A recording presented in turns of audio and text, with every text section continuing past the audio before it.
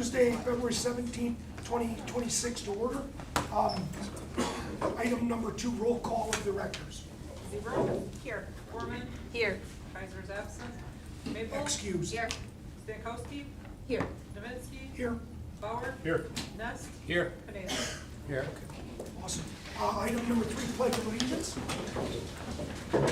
I pledge allegiance to the flag of the United States of America and to the republic for which it stands, one nation, under God, indivisible, with liberty and justice for all. Item number 4, approval of the agenda. I'll make a motion We have a motion by Gorman, I'll second. second by Bauer. Any discussion? All those in favor say aye. Aye. All those opposed, motion carries. Item number 5, approval of the minutes. We have A, the minutes from the January 19th, 26 regular school board meeting. I will seek a motion. I'll make a motion. Motion by Ness, I'll second. second by Gorman. Any discussion? All those in favor say aye. Aye. All those opposed, motion carries. Item B, minutes from the January 29th, 2026 special school board meeting. Make the motion. We got a motion by Bauer, I'll second. second by Ness. Any discussion? All those in favor say aye. Aye. All I those- will abstain. We have one abstention because she wasn't there. All right, motion carries. Item 6, student board report. How are you? Good, how are you? Good, thanks for asking. Good evening. My name is Ruby Slowicki, and I'm here to share with you the successes of our high school students over the last month. DECA district results are in. Out of 6 groups, 5 medaled in their event, 3 auto-qualified for SCDC, and the other half received honorable mentions. In addition, 2 members have submitted this year's SPE Gold recertification and will compete at the SCDC later this month. FFA hosted a community donation drive where they collected pet toys, food, and treats. All donations were given to the Marathon Humane Society to support animals in need. Skills USA competed at the NTC Regional on February 6th alongside over 300 other competitors. 2 competitors took 3rd place and 2 took 2nd. It takes a lot of time, willingness to fail, and financial backing from sponsors, so they're extremely thankful to all who helped make the event a success. Forensics competed at the district competition on February 10th, and all competitors moved on to regionals. FCCLA competed at the Region 3 Leadership Conference, hosted at Wausau West on February 11th, and they all came home with 6 golds and 1 silver. They've all qualified to compete at the Wisconsin State Leadership Conference in April. 2 days later, they hosted the Valentine's Day cookie sale, where they raised funds for No Kid Hungry. NHS has been hosting a food drive in the cafeteria during lunches. All food collected is going to the Covenant Community Presbyterian Church food pantry. They're excited to make a difference in their community through service projects like this. And finally, Student Senate is busy wrapping up planning for Winterfest, which will start next Monday. They're planning dress-up days, week events, and a pep rally to raise student morale during the winter months. Thank you. Ruby, 2 things. I did the judging of the DECA in Rapids. Oh, really? I don't do Mosinee kids, but it's actually cool to see. And second of all, do you know you can run for school board when you're 18? I thought about Are it. You only need 20 signatures. And if you need the paperwork, I'll get it to you. All right, thank you. Your reports are very good. Thank you very much. Thank you. Okay, thank you. Item 7, special presentation. A, discussion possible decision donation from aluminum fabricating products. Yeah, as you can see, Paul Bartnick got another donation. Somebody that's also interested in aluminum fabricated products is also looking at some YA stuff, but they sent us quite a bit of, as you can see, some diamond plated aluminum, some sheet stock, square tube, extruded tube, and aluminum angle. So they sent quite a few things to us, so it was a nice donation for the shop. So we're recommending approval of this. I'll make a motion. We have a motion by Zebro, I'll second. second by Gorman. Any discussion? I just would like to say thank you. We've had so many donations by organizations and groups, and all the hard work our administrators and teachers have done to secure that this is another reason why Mosinee is a great place to be. So, all those in favor say aye. Aye. Opposed, nay? Motion carries. Item B, discussion high school presentation. Turn it over to Mrs. Schmiel and group.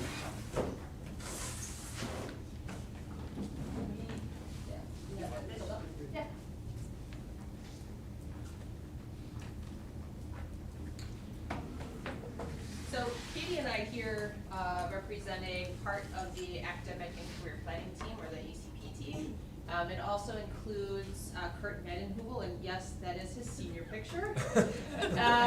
This was the slide that we used when we actually presented to incoming 9th, 11th, and 12th grade students. I thought that was Tom Cruise. Yeah, no, I will tell him that, by the way. Gina Struble, who is another one of our counselors, and then Matt Lindsay, who is our CTE coordinator. So that's the team that has kind of put together how we take the ACP plan that we just talked about in the instructional committee and bring that to the high school. So Katie's gonna talk a little bit about how this started at the 8th grade level with really a week almost of course selection events, and how we've reframed it this year to help our students best select the courses that they're taking and be prepared for post-high school options. Katie? So this school year, we were super excited to get into the 8th grade, and our focus was to try some new things. We really wanted to educate 8th grade students on what career clusters are, right? So if you're new to career clusters, if there's 1 million jobs in the entire world, they are grouped into categories based off of similarity. And so there are 14 designated career clusters. So our task with the 8th graders was try to engage and invest them learning about what career clusters are out there and what career clusters do I think I might be skilled at, interested in, or would like to know more about. And we took with us a panel of high school, primarily senior students, a few juniors, but high school students who could emulate those career clusters. So Dakota Duberstein, for example, represented and was a panel member for advanced manufacturing. Claudia Zecharias was a panel member for finance. Genevieve Thompson was a one for digital art, right? So our students could represent the career clusters and speak to their experiences, the classes they've taken, their work experiences that they've had, club involvement, to really showcase to students that there's a lot that students can do here to learn more about who they are as students and what they're interested in. So that was our time spent with 8th grade. So the course selection night took place January 28th. What we really wanted to do, both for our students and our parents, is put together all of these pieces around academic and career planning and like course selection. So the event itself, the courses you're taking, some information about YA and youth apprenticeships, or internships, career exploration, which we'll talk about with career clusters, thinking about what is your lifestyle, like what do you want to do post-high school, and then we had a chance to really elevate some of the stories from our own students who have been part of this process right throughout their 3.5 years with us. Different pathways. What we really thought was important for parents to hear was the evolution of the workplace, and we're going to talk a little bit about what pathways actually look like and how that continues to change the way that we prepare kids here so they're ready when they leave us and graduate, and then just the awareness of what some of those opportunities are. We wanted to share a commitment that here at Mosinee we're offering diverse, meaningful pathways, and with the ACP plan that we just shared, being able to talk about things like youth apprenticeship and internships, student pathway perspective. Really helping students connect learning to real life, and again, youth apprenticeship and internships allow us to do that, and I think also the way that we're defining instruction in our classroom and how we're trying to really connect what students are doing in the classroom to the skills they need outside of it. Support informed decision making, so helping kids. That's just to kind of help students prepare for what's next. So this is a little bit of a shift, I think, from what we've done in the past. We asked students to really think about what they're curious about, what are the skills they want to build, and then how does this really help them for their future self. So beyond high school, what is it that they want to accomplish? And because we have such amazing opportunities here, being able to take advantage of those over the 4 years that they have. We also pose questions to parents around, like, does the courses that my child is taking really stretch them and support them in a way that helps them be ready, right, post-high school? And then is it aligned with where they want to be after they leave us, right? So having some of those conversations, and I think it was important for parents to have questions for them to start talking about with their high school student. We also wanted it to be very clear that there are many pathways and it's not just one path. And this is something that we've been talking about as an ACP team here at the high school, that it does start with different credentials you can earn in the workforce. We've talked about military experience and those opportunities, trades and apprenticeships, 2-year college and 4-year college. So there are multiple ways that you can be successful once you leave us, and we want to ensure that everybody understands what those pathways are. And that the pathway is something that aligns with your interests, your strengths, your goals, and again, the opportunities that you have here at Mosinee. So kind of connecting some of those things and helping parents be aware of what we help students think through and really plan for while they're here. So Kate, you can talk a little bit about the clusters. Yep, so when you look in the black section, we tried to outline it in black for you. Those are the 14 career clusters, right? So it's helping our students kind of understand more about, like, hey, if I'm a student who really enjoys building and moving, right, I should be checking out the supply chain and transportation and some of the careers within that pathway. Or maybe that's not quite my area, maybe I'm more advanced manufacturing with some of the careers within that pathway. So we're really trying to help students, right, like the end goal is that they have careers in mind that they feel represent interests, strengths, skills, experiences, and then how do I get that career after I graduate? Is it certain credential? Is it directly into the workforce and work experience? Is it college needed of some kind? So we're really trying to hit home with utilizing career clusters more. One of the new additions to the event was having graduates come back and talk with our parents and our students around their own pathways that they chose. And then also, similar to what we did with 8th grade and finding that to be so successful, having current students talk about the pathways that they've been on and the courses that they've selected since they've been here and how that has helped them at least narrow down one of those career clusters for when they leave us. So those students shared what their experience was. Some of them were able to stick around and answer some questions, both of students and parents, after they were part of the presentation. So definitely something that we want to continue doing and helping our students learn from those who have come before them and understanding the opportunities here, right? But then also how you can begin to make some of those connections to folks in our community as well. And we did obviously talk about our graduation requirements. So along with all of the opportunities you have, like here are the things you must select. And even within choosing those requirements, can that help you down a certain pathway as well? So we've talked about that a couple different ways and including enrollment too. We wanted to be clear that parents and students understand how they can kind of get ahead of the game while they're here at Mosinee. So this is something that you've probably seen multiple times now. We've shared it on our local report card. We continue to talk about the number of advanced placement classes and students that are earning credit here, along with dual credit. We talked at the last board meeting about Start College Now, and also some of the world language opportunities that we have as well. So during the course selection night, we wanted to highlight those opportunities so both parents and students could make some of those decisions that were going to be best suited for their student. At the end of the evening, students did go into the cafeteria where our entire staff was there to answer questions, to kind of highlight some of the things that they're doing within their departments, and just make some of those connections between not just the courses that they teach, but also what the opportunities are beyond high school. And we wanted it to be very clear that this is just one single night in a really long, exciting journey that they have with us here, and that we have really an opportunity to connect all of those pieces that you see up there to best prepare our kids. So course selection night has really launched us in thinking about how do we do this more than just one night, or like what turned out to be 1 week for our 8th through 11th grade students, and really sprinkling this in throughout the entire school year in a way that I think we can be more intentional about. So, in a nutshell, that was our course selection night.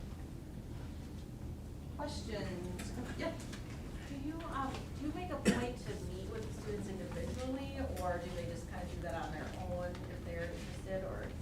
So junior year, we do open up, it's called junior conferencing. There's an opportunity specifically during junior year, that first semester, that all students and parents can come in for a personalized conference, where we're going over goals, we're going over, transcript and graduation requirements met, future planning ideas. So that's a formal opportunity for students and parents. And I think also you're going to hear this idea of student-led conferences. That's another opportunity for us to meet more periodically throughout their time, at the high school level and middle school as well, to have those conversations. So I think we're at this place where it needs to be more frequent because we have so many opportunities, and just helping students and parents be more aware of what those are. Any more questions? How about, like just bouncing from one, I guess, path to the other? So like if you start out in manufacturing and you say, hey, but as a junior, I want to see healthcare, and then by a senior, you're like, actually, I mean, I did that in college. I had Yeah, 6 right. different majors I picked. Yeah. Is that pretty easy to, like as far as course selection, to be able to bounce between those and transferability, I guess? It does, especially with us having the number of dual credit courses available to us. You're not behind in any way. So those, regardless of where you're going to go, those credits would transfer with you. I think what's important for us to be thinking about is the conversation starting before we get to the 9th grade level, right? And Kate and I have been having these conversations all year about how do we help kids start to think about different pathways earlier. And I think with the tech rotations and some of the opportunities that we're looking at that 8th grade level, starting it even sooner, so that kids can begin to make some of those decisions about where they want to go. So once you're locked into something at like a 9th grade level, that doesn't mean you have to go down that path. I changed my major 3 different times, right? So just helping kids, I think, have an understanding of the buffet of options that are there, and feeling okay with testing those out and seeing what matches their interests and their strengths. It's a great question. Other discussions, questions? Thank you very much for Thank your you. commitment and work, appreciate it. All right. Item C, discussion, construction project update.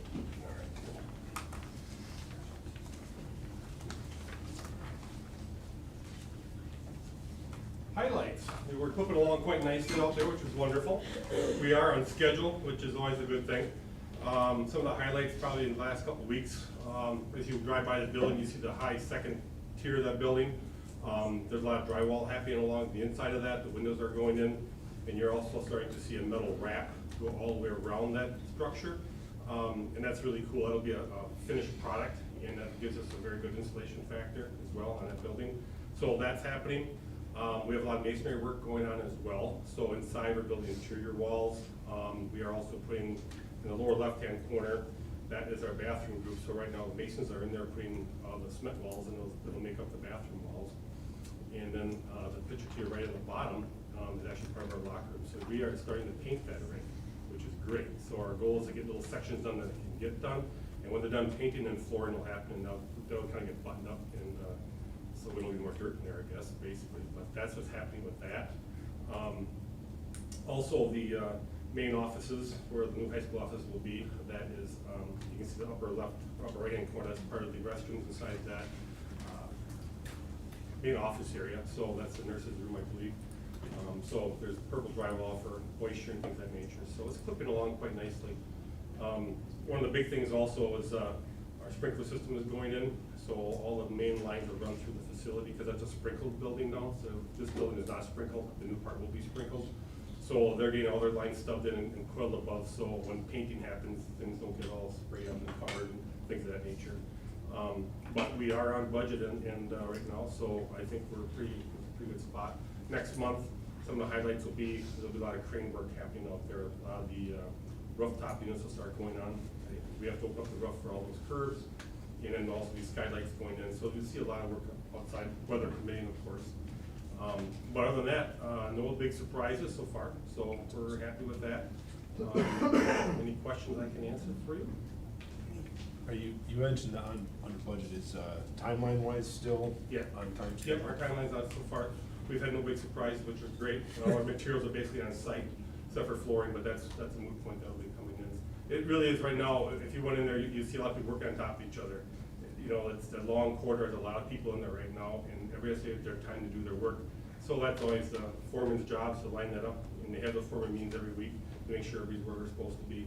A neat thing that Findorf does do, if you walk in a job trailer, there's packs on the wall with dates, and there's all color stickers, these sticky notes, and you can see where every part, what's happening that week and week after. So they do a good job with that scheduling piece, which helps everybody. So you know what your manpower needs to be, where you gotta be, where you can't be, and there's all those pieces. So they're really good at that, and it's showing. So we're happy with that. Yes, Paul? When is the tentative completion date? Well, our goal is, we had the state inspector lined up for June 4th for a final inspection of the new park. Okay. And that is, they have to give us our blessing, so that means everything has to be put where it needs to be to get qualified. The balance reports, which means all their handlers have to be operational, the balance reports have to be done so you can have occupancy. So that's the goal. I can't promise. No, We no, always I- hope that that is the ultimate goal, because as soon as that happens, we relocate people into those areas and get these people. When was that again? June 4th. June 4th is when the addition is scheduled to be completed. The renovation is scheduled to be completed on August 14th is the date we have earmarked for that. It's moving along well, it looks great. Yeah, we want to get on his docket, because he's one guy that does a lot of inspections, so if you don't get him, you'll be waiting, and you won't get him until he's done, so they've been really good. He's been on site already, which is great. He liked what he saw when he was on site, and that makes our life a lot easier. Steve, thank you for all your I don't work. know. Oh, sorry. Christie, if you wanna just, there's a time-lapse video that's included in there too. Yeah, if you can let that slide. So it's just a couple minutes long, I think. Yes, what do you need? So it's just a video of the camera system and kind of where it's been from the beginning till like last week, I think, when they turned it over to me.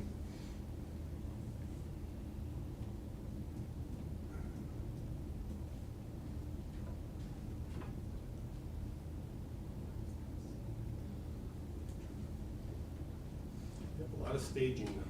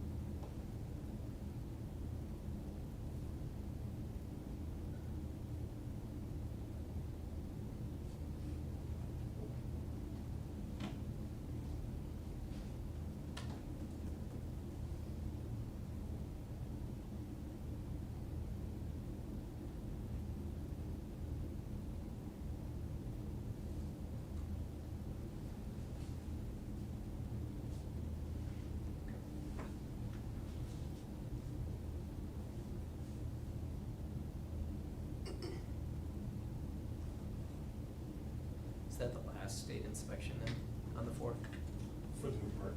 For the new part? They'll come back and inspect the other part when we're done. Okay. Then we'll give you occupancy without it, Without the first one or the second? either one. Okay. Yeah.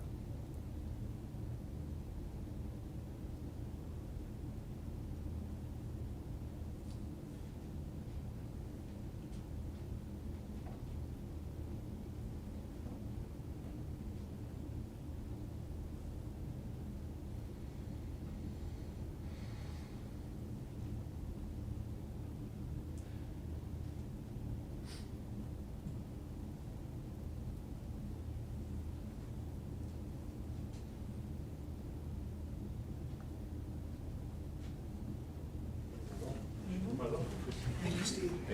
Thanks to the community too for the support. All right, item 8, public forum.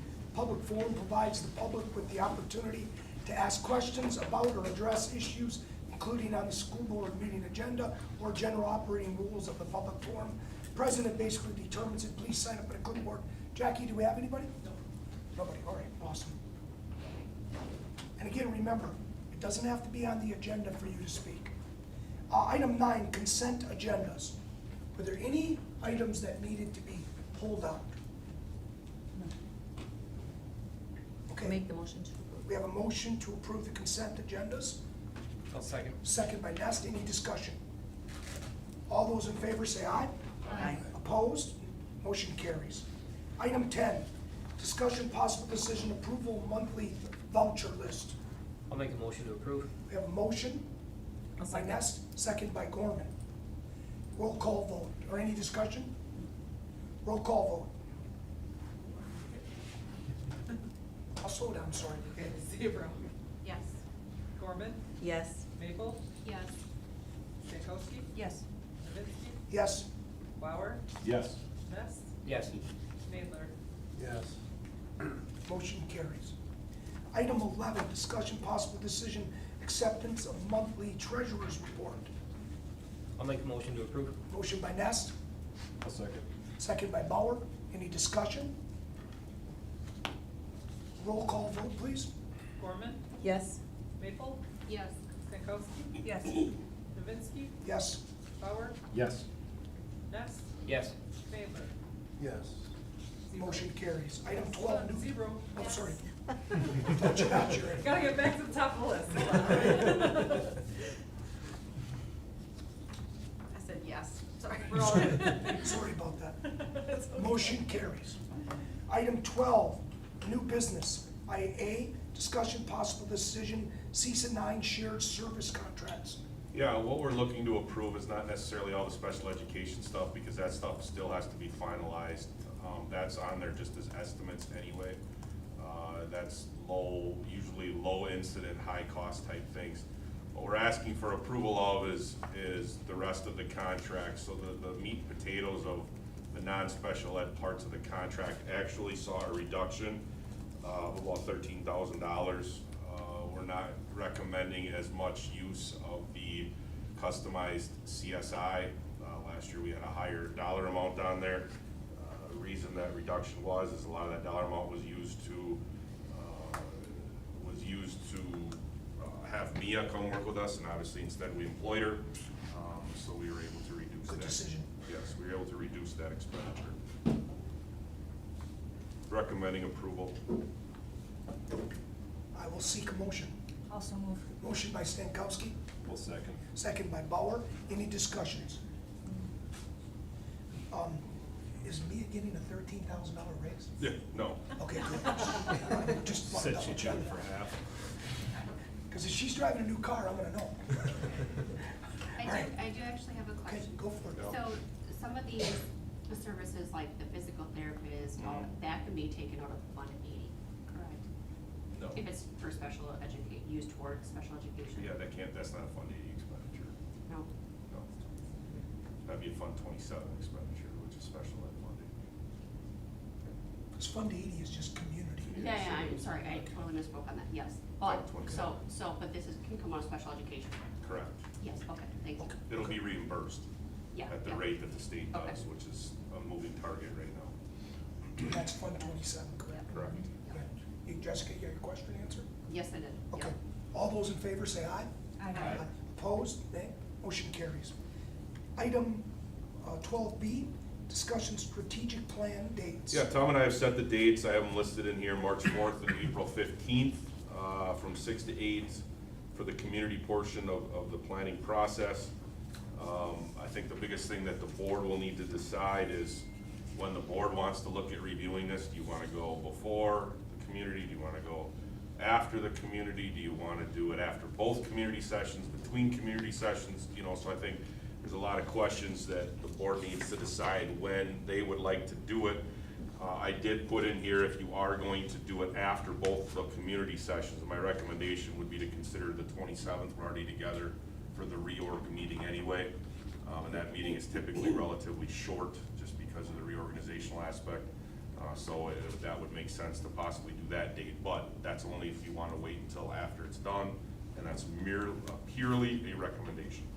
And remember, every board member is welcome to attend these sessions. Yep. You can participate, listen, whatever it is. you're more than welcome, just need to tell Greg, Tom, that you're gonna be there. Yep. And I think those meetings happen here. We set the location for those yet? Library. High school Okay, library. Okay. Any discussion? My personal opinion is to wait till after April 27th, because there is a potential of 2 new board members, and that may affect things, because that's a big part of our body. So that would be my recommendation, and that we attend. I'm gonna be at both events. I was gonna say, I'm gonna try to make. So I think we need a lot of board input there.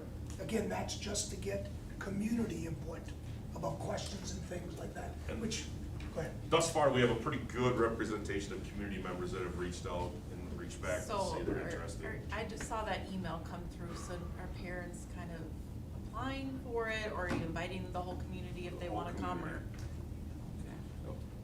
No offense, but not everybody's going to go to those meetings. Yeah. I was just no. gonna ask. Have we got I've been to those meetings before. Oh, like, are we banking on the Unless- library or the unless you're offering auditorium? a state dinner, they're not coming. To also Guessing there'll be enough. answer your question, I'm just that when we had the curious. when we had the parent survey earlier this year, 2 months ago, Tom, we did this survey, parents asked if, are you interested in helping out or furthering this to conversation, so they got a separate email, just because they had already expressed an interest, and then all parents received one as well. Nobody is gonna be turned away, No, so that, just so we know that. I'm just- Whoever wants to be involved, we want your input.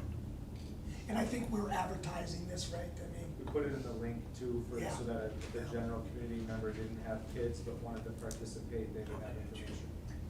I feel like the 27th would be appropriate. I'll seek a motion then. I'll make a motion. Is this for No, discussion? yeah. it's only we- discussion only, we don't Discussion. need to do anything with it. So, Yep. okay, so you know, Greg, then, is everybody okay with the 27th? Yeah, I think it makes sense till after that. Okay? Everybody's okay? Okay, then you got our answer.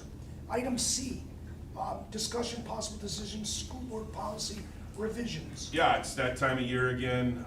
Twice a year, we have our Neola update. So these are the revisions. The list is long. If I'm not mistaken, correct me if I'm wrong, once we approve the revisions, they go into policy. We only bring back the new policies or the deleted policies for a second reading, which would be next month.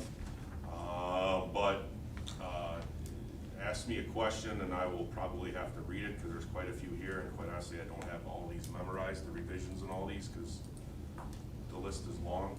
And this is our service that provides. This is Neola, yep, so what happens is they send me that, I go through it, make some of the changes, and then I meet with our Neola rep, and her and I go through all of them individually, and she talks me through the reasons behind it, and one of the questions you always ask is, what are other schools doing, so you kind of have a general idea of what others are doing as well, so, but yeah, recommending approval of these.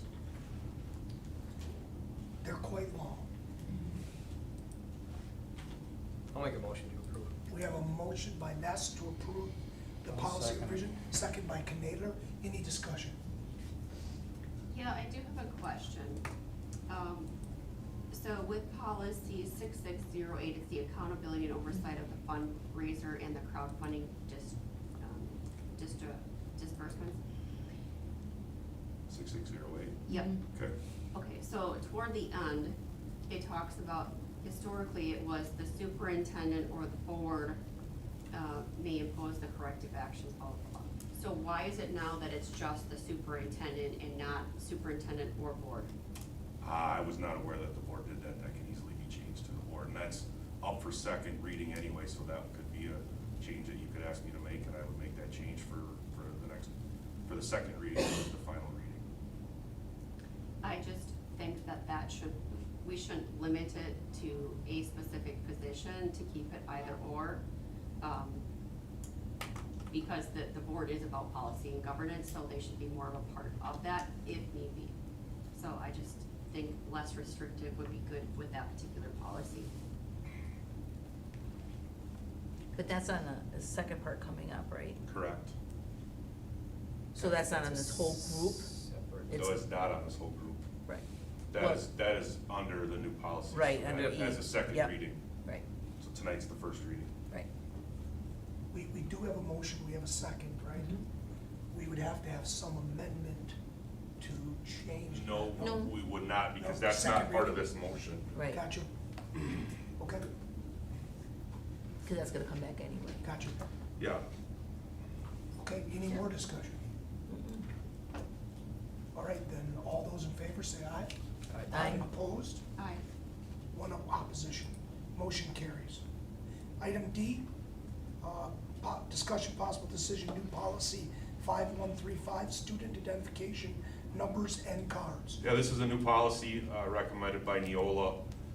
It just covers the idea that if you do hand out identification cards, there's a unique identification number to ensure privacy of the students. It's not tied to their social security number. Fairly, I think, straightforward. So administration's recommending approval of the first reading. So really, I don't even know if we need a decision, more or less just if you have any recommended changes, I'll make the changes and bring them back next month for the second reading.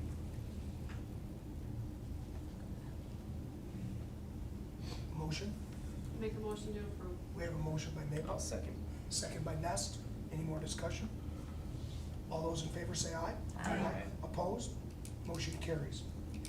Item E, discussion possible decision, new policy 6608, accountability and oversight of fundraising and crowdfunding distribution. Yeah, this is the one that Jessica was referring to earlier, so I can make that change that was referenced for the second reading. That'll be coming back to you in March.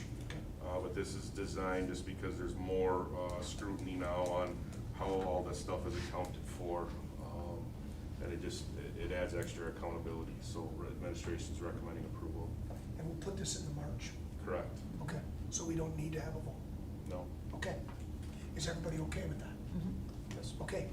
Item F, discussion possible decision, delete policy 9211, district support organizations. This, once again, is the same as the last one, or the last couple that'll be coming back in March for final approval, but this one was added to policy 9215. So it has better number alignment, so it's kind of combining the two of them. I'll make the motion. We have a motion by Gorman, I'll second. second by Zebro. Any discussion? Any discussion at all? Okay, all those in favor say aye. Aye. All those opposed? Motion carries. Item G, discussion student screen time and device use. Yep, I was asked to put this on the agenda, so Well, I requested this item. I know that as a parent, we get those securely reports about what our kids are doing on computers all day. So I was just curious if Securely generates reports that could show us like what each school or each grade is using their device for. I just thought as we move forward with all of our new initiatives, it might be good to keep track, or, just have it even an annual. Screen time is a big thing, It is. and it needs to be watched, and we gotta make sure that we're not just always plugging a computer in front of our kids. Christy, can you answer that question? Because I know you and I have kind of had a back and forth, and we've done a couple help tickets into Securely to see if they can pull that data.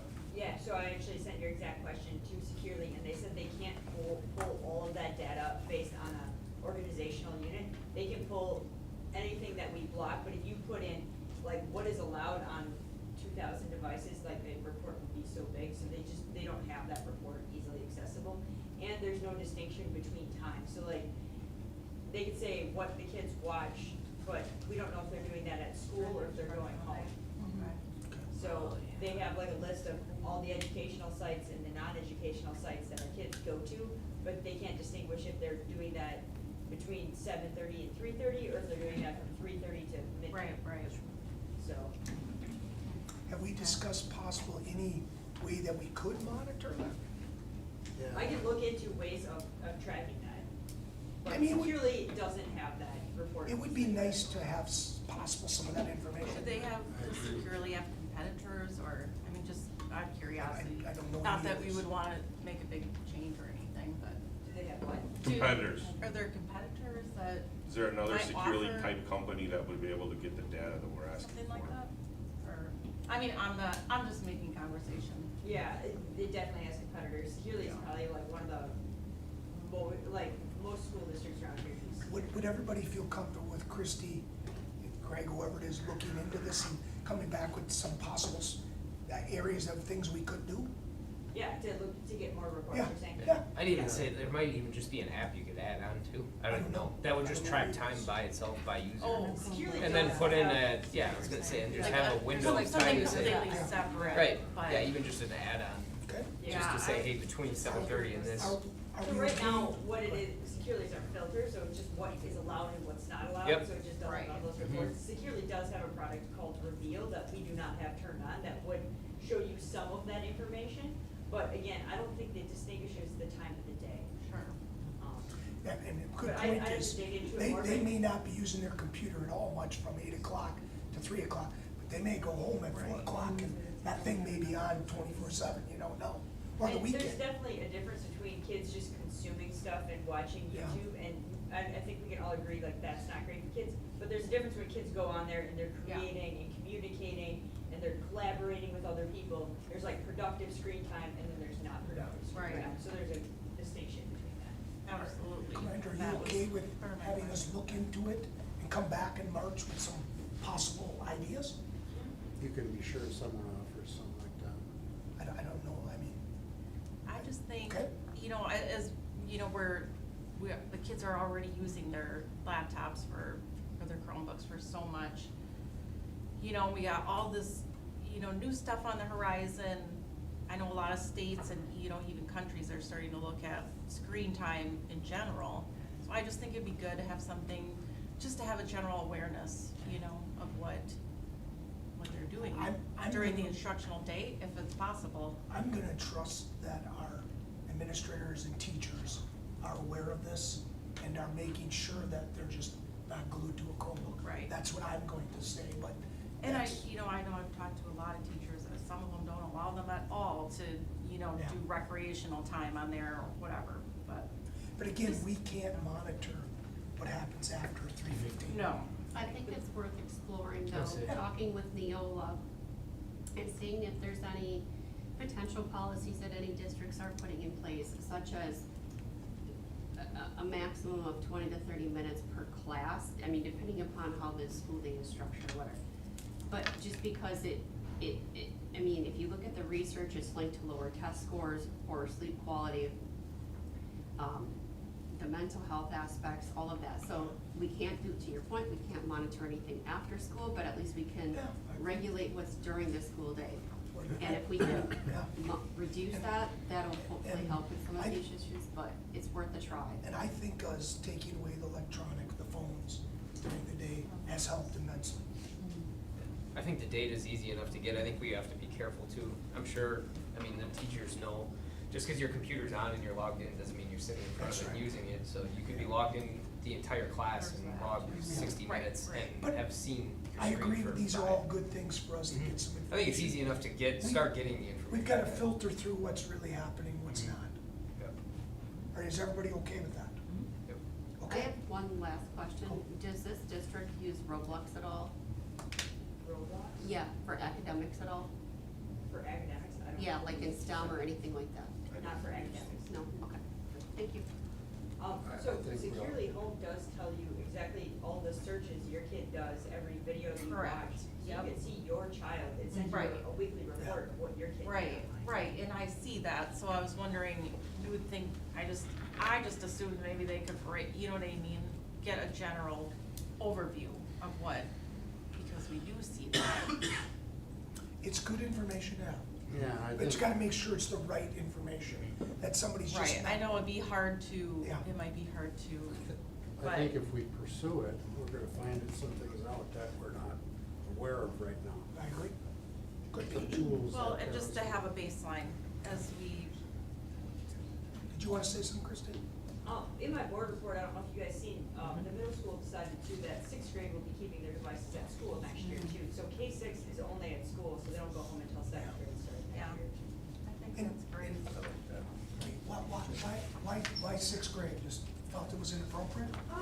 No, it was a team conversation at every grade level, and with the building leadership team, we kind of looked at what are we asking kids to do at each grade level, 4, 5, 6, 7, 8, right? And when our kids a little bit more mature to be able to handle some of those additional things outside of, right, when you're taking the Chromebook home, can you take care of their Chromebook? Are you aware of, right, like not dropping it, making sure, just those simple things that end up costing the district in repairs. So, it felt like the level of work changes enough in seventh grade, to have more homework at home and then need to have the ability to work in and do some work in terms of, continuing their ELA paper, their research, or whatever it might be. The nature of it shifts a little bit from 6 to 7. Awesome, thank you. Anybody else have anything? Okay, thank you very much, Christine, everybody. Okay, item 13, administrative reports. Before we do, thanks all administrators for always being here. I know you're missing a good basketball game tonight. I'm missing a good basketball game tonight, but that's okay. No, hockey game too. It's a good hockey game. I was there the other day. I was there the other day, it was pretty cool. So anybody with administrative reports? Greg, anything? No. Thank you very much. Okay, we are on item 14, other reports. Item A, the WASB report. No, I didn't have anything, except for this week there is a school law conference going on, but assuming if you wanted to go to that, you might have signed up already. I just have to tell you, and I can't speak for everybody, but we, in January, recently attended the Wisconsin School Board Association Convention, and it was outstanding. I mean, there were so many great things to go to that I just, every year I go, it's great to see the discussions that are out there and what other school districts are doing. I know Donna was there too, we sat one that was about daycare in the school. It was really awesome to see what the school district had done to provide a service for their employees and for the community. So so for me, it was awesome. When I actually put together a list, 'cause we used to do that years ago with members that are attending, and I sent it to Greg and to Tom with a list of questions, and they answered them back. So if anybody wants to see what I put out there for all the seminars I attended, Awesome. and the answers I got back, it was great. Well, it was great that we had an opportunity to talk about some of these things and just have good discussions. I forgot to put my slideshow together of all the pictures of Megan.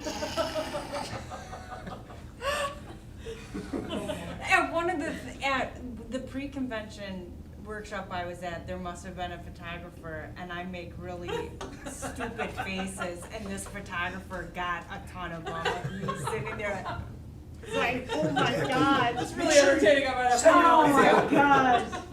I don't know, I was obviously Did you give up engrossed in the, what? Did you give up copyrights? No, I should have seen it, but we were like doing small table discussion, and he must have been walking around and I didn't notice, I could have put a smile on my face, but jeez. My mother said I was good at talking, so when I'd go to these sessions, I would talk to the other board members and administrators about how do you handle this? What do you do here? And it was so neat to get a perspective from somebody in the Milwaukee area, and the La Crosse area, and the Superior area, and how they're dealing with all the issues that they're having. It was really pretty cool to get that perspective, so. Okay, item B, the season 9, Donna obviously is in Florida. Donna's not here, but I did put in the briefing notes some of the stuff from Donna, the resolutions before the WASB delegates were discussed. She learned a lot on that in the process of voting. Had a presentation from Terry Phelan, Executive Director of SPED and Student Services, detailing the services that CISA 9 offers, and Terry and her staff resources and how they impact everybody. And then pretty soon CISA 9 will be establishing a new vision and mission statement. So that's what she wanted me to pass along for tonight. Awesome. Anybody got questions on that? I did talk to Donna, the weather's beautiful in Florida, so just enjoy that. Item 15, future agenda item.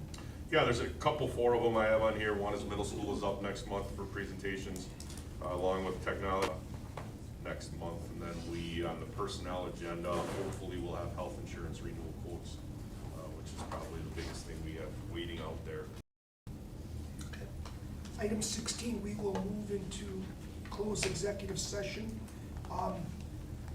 Per section 19.851C, reads consider employment or exercises responsibility.